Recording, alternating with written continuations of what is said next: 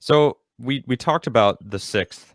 Um, Now that's kind of what started us chatting. We've been in communication for a few months, but Mhm. this what happened at the Capitol.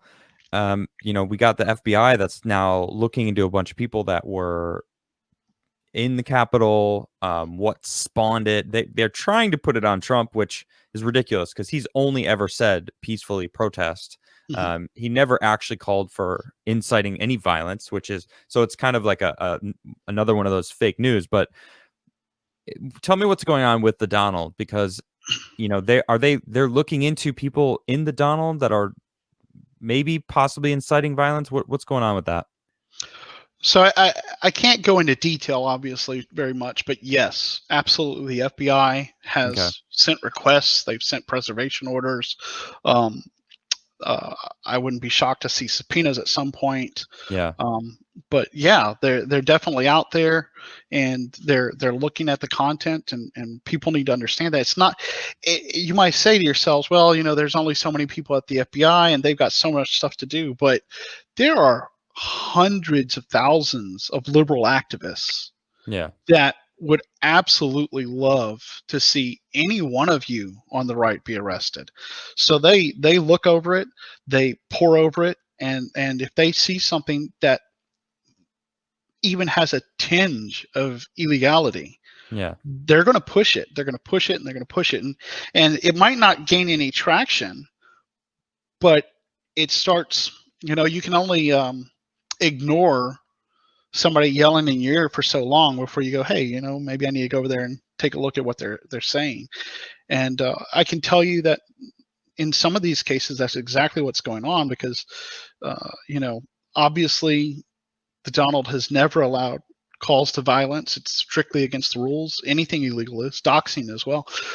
Good to But know. but people do say things that are slicing a very thin hair between right and wrong, and the Donald has always favored free speech. If we can say that for sure, this is not a direct threat.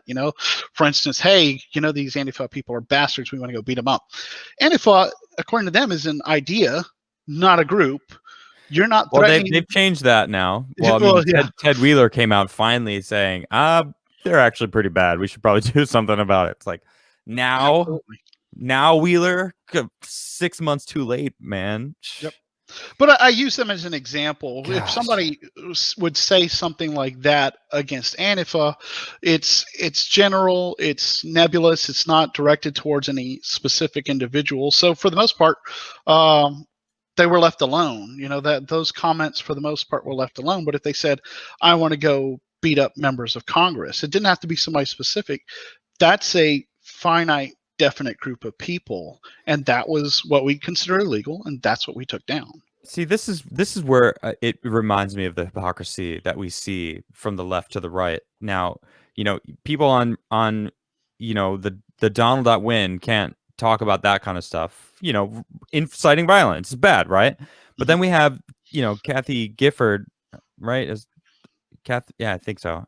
She's holding up the bloody head of Trump, Oh, Kathy Griffin. and Yeah, uh, Griffin. and yeah, Griffin, yeah, and she's people are like, "Good job, that's such a bold stance." But someone posted a picture of that edited, and it's Biden there, and they got banned. And it's like, what's the difference? Madonna said something about blowing up the White House, and then Johnny Depp said, when's the last time a celebrity killed a president? It's like, uh, are you referencing Abraham Lincoln getting assassinated? Because Yep. John Wilkes was an actor, wasn't he? It's like, dude, what? How many times can they basically incite violence in the left side of things in the open, blatantly, out, loud and proud? But people on the right aren't allowed to. They're like, whoa, whoa, whoa, that's not okay. Like, what is the difference? Is it because they know the left isn't going to actually do something? Because for the lack of better words, they're soy boys. You know what I mean? It's like, uh, you know, they're not going to go out and fight. They're worried the right is actually going to go out and fight because they're the ones that have most of the guns. Is that, what do you think? So it's partly that. It's also it. it's how it's been presented to the people who are the decision makers. If you go, Good point. I believe it's SPLC, the Southern Poverty Law Center. It's one of those groups has a map where you can track crimes by white supremacists across the country year by year. And Mhm. I did it myself about, I don't know, 6-7 months ago. I went to check it out. I was like, well, gosh, these are a lot of dots on the map. What is this? Yeah. And come to find out, if you click on them, I clicked on maybe a dozen, all of them in Texas. That's where I am. And all of them were crimes committed by supposed white supremacists, but they weren't they weren't crimes about white supremacy. They were, two guys got in a fight at a bar, Okay. domestic abuse. The only one that you could even say that was close to an actual white supremacist crime was the guy neglected his own child who was of mixed race, and that child died. But none of them were like hate crimes or anything, you know?